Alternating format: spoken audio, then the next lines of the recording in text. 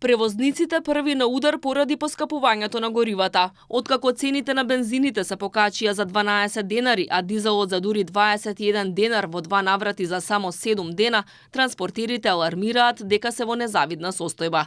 Поради големата конкуренција, не ги покачуваат цените и се обидуваат да ги држат на исто ниво. Најголем ризик има возењето на територијата на Македонија, бидејќи трошоците за гориво се дури 50% од цената на превозот. Засега балансираат со цените, за да не се покачи драстично превозот, а со тоа и да поскапат цените на производите.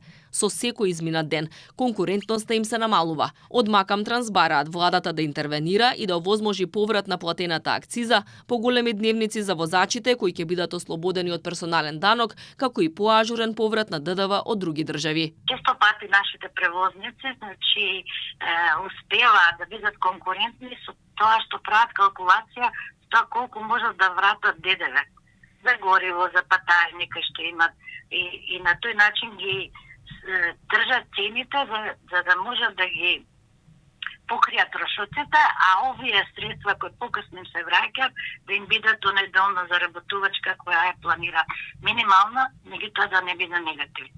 И покрај поскапувањето на горивата, цените на производите се на стабилно ниво. Сепак, колку подолго трае неизвестноста поради војниот конфликт на Блискиот Исток, толку е поголем притисокот врз цената не само на нафтата, туку и воопшто на сите енергенси. Според аналитичарите, ова може да повлече и пораст на цените на производите, но за колку би било тоа, зависи од учеството на трошоците за гориво во крајната цена на чинење. Зависи транспортниот сектор колку влијае врз секоја од овие добра, што се дали во услужните дејности, дали во производството на одредени стоки. Во кој процент влијае, во тој процент сигурно ќе биде и некое зголемување на цените.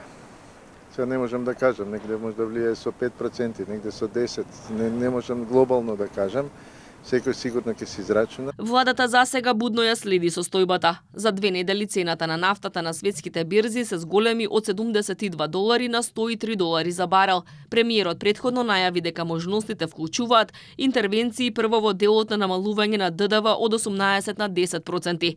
Тоа значи дека ако сега се плаќаат 14 денари ДДВ за дизел кој чини 92 денари, поевтинувањето би било речиси 6 денари по литар. Најавите се дека ако потоа се исполнат услови, можно е кратење на акцизата за 1 до 4 денари. Во моментов се плаќа акциза од 22 денари за бензините и 15,5 денари за литар дизел. Стоковите резерви се стабилни и содржат деривати доволни за 62 дена.